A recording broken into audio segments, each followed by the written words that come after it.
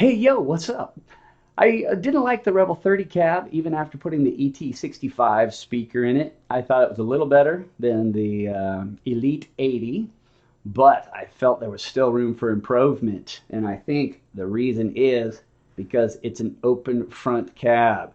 The only thing worse than an open back cab to me is an open front cab, I guess. I like closed cabinets. I like them tight, punchy. So today we're going to do a little DIY and turn this vented cab into a sealed up box. Super easy. It's only taken me about half an hour. First, because we're old guys, we need cool little flashlights for extra light. So you need something like this so you can see nice and easily into the dark crevasses of this box. Then, piece of cardboard.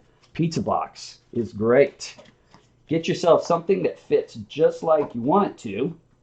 Once that's done, we're ready to move on to a nice piece of wood. Check it out. All right, used our mock-up piece of cardboard to fashion a similar piece of like 3/8 ply, 1/2 inch ply. You don't want it too thick, it's too hard to work with, but you do want it rigid enough that it's not going to wobble around in there.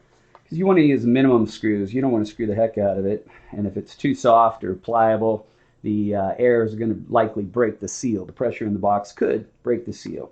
So 3/8 ply is pretty nice, pretty good. Anyways, get your piece of wood fashioned up. Use the straight edge here to see which side of the plywood, if either is concave or convex. It's called a crown. If there's a bend in a piece of wood, it's called the crown. And you want to put the crown up. It's a lot easier to keep the ends of a piece of wood down if you put the crown up. So, get the crown up. You have your piece of wood. Mark it with the top. Mark your holes. Use if you can, a little countersink drill bit. This will allow your screws to fit down in that hole nice and flat, which is nice. Do you have to countersink it? No. But is it a nice thing to do? Yes. That's nice. Nice finished product. Also, while you're here, measure the screws here so that you don't end up going right through the face of your cab.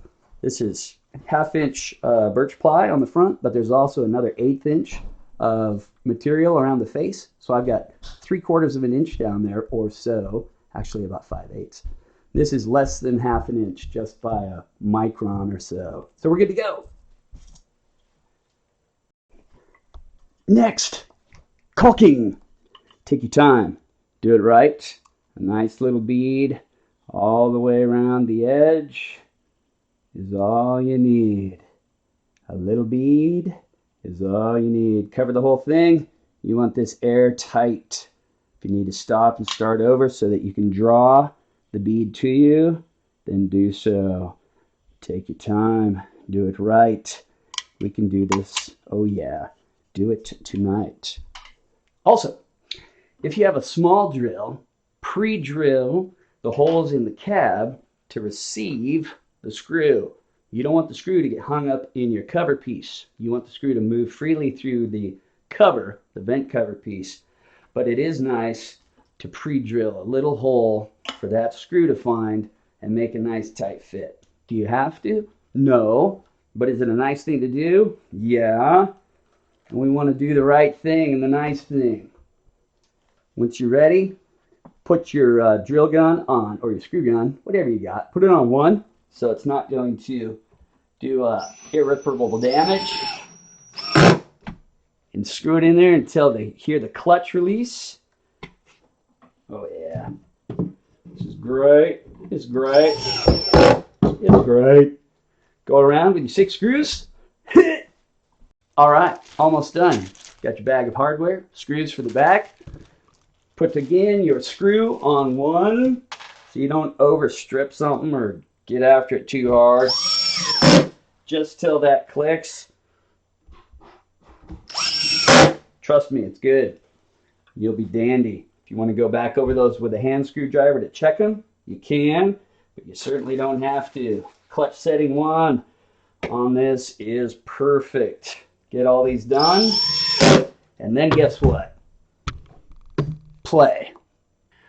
Like the mod, turned a loose and high-end spiky kind of cab into a nice tight punchy cab. The cleans are mellow throughout the entire frequency spectrum, and the dirt is nice and tight and punchy. I'd like to give you some tone samples, but the Logitech webcam isn't capable of reproducing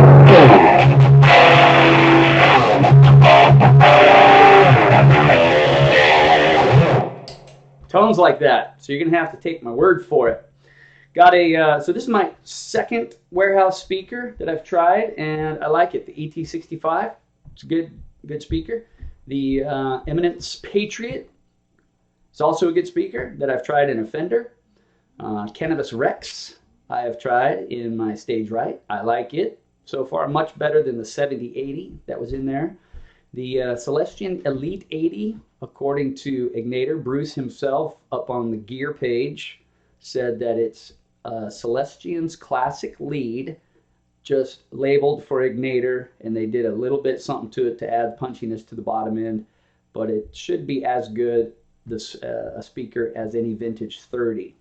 A lot of people don't like the vintage 30s, but it's a classic speaker that's been around a long time.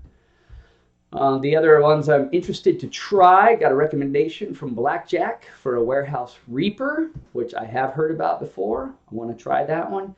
And I'm also really curious about the Green Beret, which is their greenback copy. So in some other cabinets, maybe throwing in the Marshall cab down here, although I'm pretty happy with that speaker, V-Type. Really thrilled with the greenbacks. Anyway, that's the mod. Super easy, didn't take very long, and got rid of all the junk I hated about this setup. I think I'm going to be very, very happy with it now. I was able to add some brights to the head without it just being and I was also able to reduce the bass and still have a nice punchy tone. So I'm looking forward to this thing breaking in after 15 or 20 more hours. Take care of yourself, take care of others, and get out there and work on your gear. We'll see you next time.